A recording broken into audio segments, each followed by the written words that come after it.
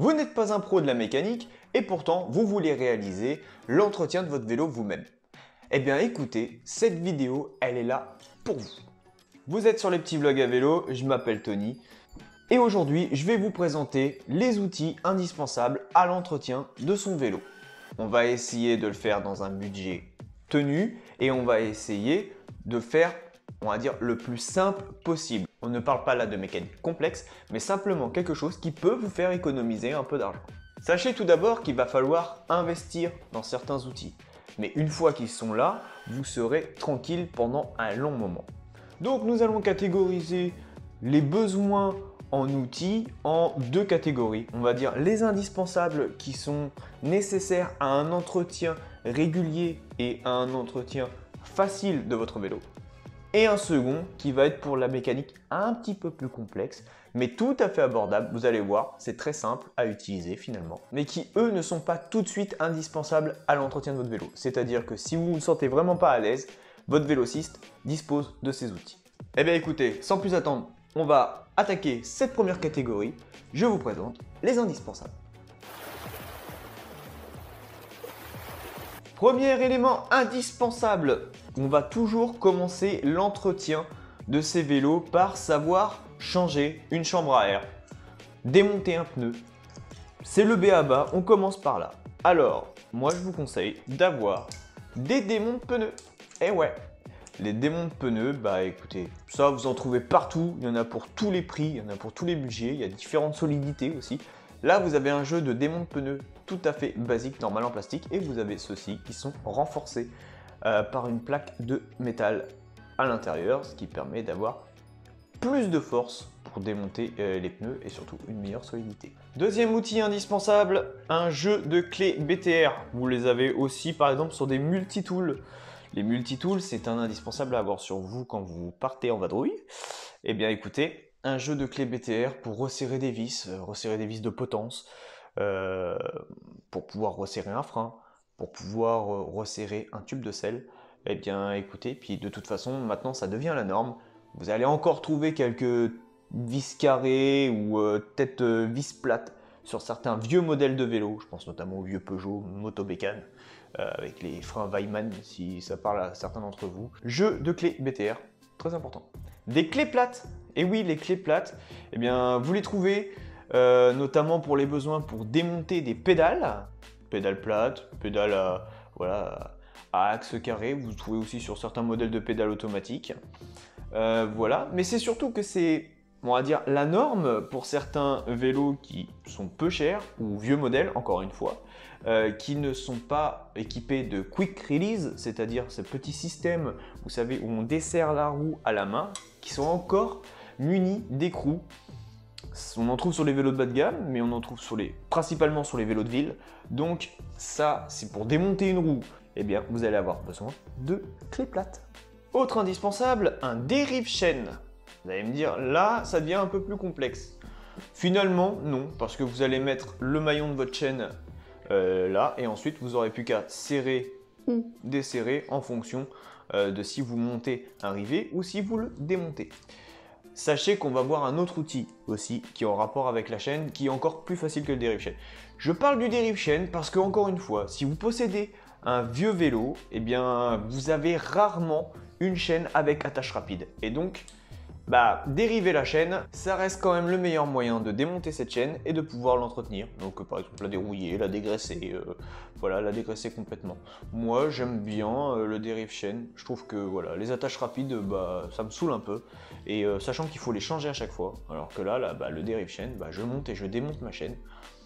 Ça reste solide, il n'y a pas d'accroc, voilà, quand c'est bien fait.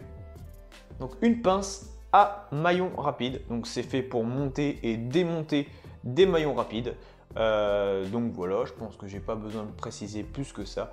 Vous retrouvez plein de tutos sur internet. C'est facile d'utilisation, ça coûte pas trop cher, donc ça va. Prochain indispensable, là ça va vous coûter un petit peu plus d'argent, mais pour moi c'est ultra nécessaire. On est toujours dans l'entretien léger et je considère que changer ses câbles, ses gaines, c'est de l'entretien léger et c'est de l'entretien entre guillemets facile. Je vous conseille d'avoir quand même une très bonne pince coupante. Et en l'occurrence, je vous conseille quand même d'avoir une pince coupe-câble. Une pince coupe-câble, elle est faite et étudiée pour justement couper les gaines au mieux et les câbles au plus net possible. Le problème des pinces coupantes que vous allez trouver en grande surface ou surface de bricolage, c'est qu'elles ont tendance à écraser les câbles au lieu de les couper net. C'est pour ça que pour moi, la pince coupe-câble, c'est un indispensable.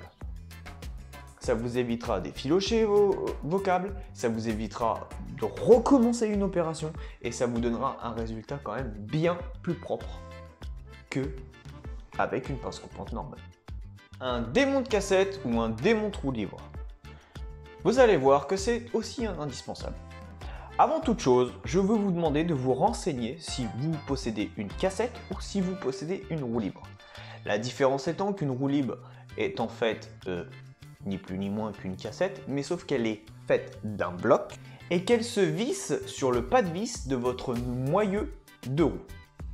La cassette, elle, est aussi faite en partie d'un bloc, sauf les derniers pignons qui sont démontables et vont se placer sur un corps de roue libre qu'on serrera avec un écrou.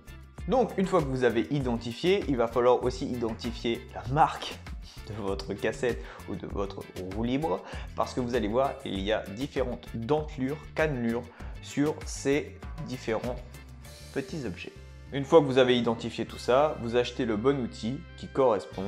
Si vous ne savez pas, vous demandez à un vendeur, vous demandez à un vélociste, il va vous renseigner.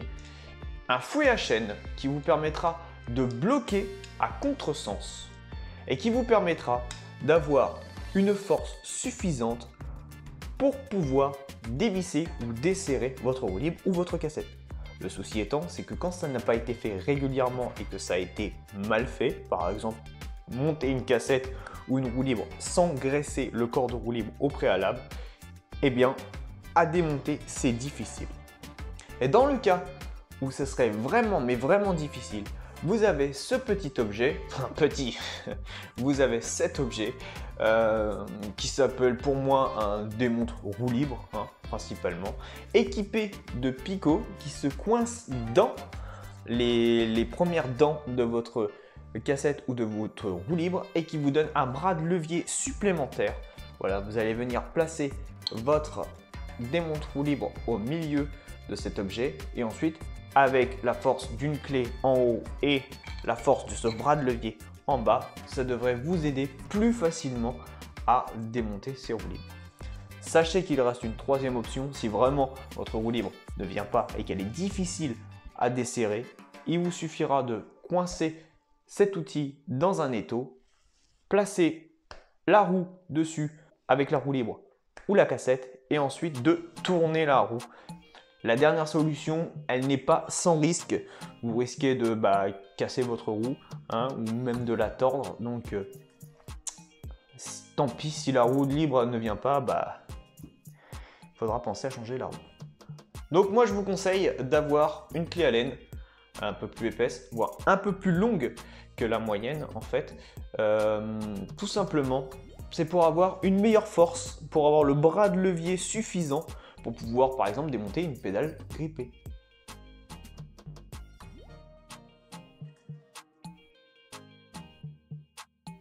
Donc voilà pour la partie on va dire mécanique simple, on va dire de l'entretien régulier qui concerne notamment la transmission, le freinage, le serrage et vos pneus. Maintenant on va s'attaquer à une partie que les gens n'aiment pas trop aborder, c'est le pédalier et notamment le boîtier de pédalier. Donc selon les modèles, je vais vous présenter différentes manières et différents outils dont vous allez avoir besoin pour monter ou démonter certains pédaliers ou boîtiers de pédalier. Tout d'abord, pour enlever une pédale, vous allez avoir besoin notamment certaines et notamment les boîtiers GIS ou ISIS. Donc voilà, ce sont des boîtiers de pédalier, on va dire dentelés, généralement sont montés avec un axe carré, c'est-à-dire que c'est un axe traversant de part en part votre boîtier de pédalier et généralement au bout de cet axe, eh bien c'est carré pour pouvoir y enclencher les pédales ou le pédalier. Donc tout d'abord, vous allez avoir besoin d'une clé coudée, hein, généralement c'est entre 13 et 15 de diamètre, hein, voilà. Donc vous desserrez cette vis et vous allez avoir besoin d'enlever la pédale. Et bien pour cela, on va utiliser un arrache manivelle. Alors oui, le nom est un peu barbare, je vous l'accorde, mais en fait c'est un système tout simple. En fait c'est un piston qu'on vient serrer qui va permettre de pousser la pédale vers l'extérieur et donc de pouvoir la dégager de cet axe. Donc d'abord vous allez serrer cette partie ici, voilà, que vous allez insérer dans votre pédale. Et ensuite vous allez serrer le piston qui lui, vous allez voir, va ressortir au fur et à mesure, voilà, et pousser votre pédale. Vigilance à bien enclencher cette partie-là.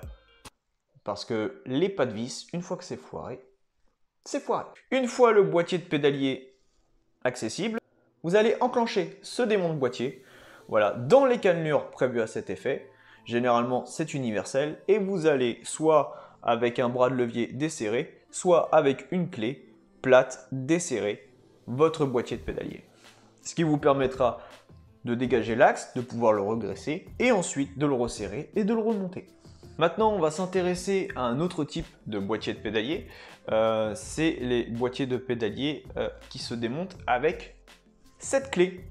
Ce sont des boîtiers de pédalier qui se vissent directement, voilà. Et donc, vous allez avoir votre pédalier qui est déjà muni d'un axe et la pédale opposée qui, elle, va tenir par deux vis BTR et un écrou dentelé qui se démonte avec cet objet. Cet objet, c'est un démonte justement pédale qui ne sert qu'à démonter qu'un seul côté, et notamment la pédale de gauche. Donc vous insérez cet objet, ensuite vous insérez votre clé BTR et vous pouvez desserrer en ayant évidemment desserré les deux vis Allen qui se trouvent sur le dessus de la pédale. Ensuite, une fois que vous avez démonté ce pédalier, vous avez accès à votre boîtier de pédalier et vous allez utiliser cette clé pour pouvoir le desserrer et le resserrer. Pareil, graisser, on remonte, on resserre, tout simplement. Mais attention, cet objet ne sert pas qu'à démonter des boîtiers de pédalier. Et non, vous l'avez vu dans la vidéo où je vous montre comment je monte mes roues all-road de chez Mavic. Si vous êtes équipé de freins à disque, cette clé sert aussi à démonter les disques dits Centerlock avec écrou externe.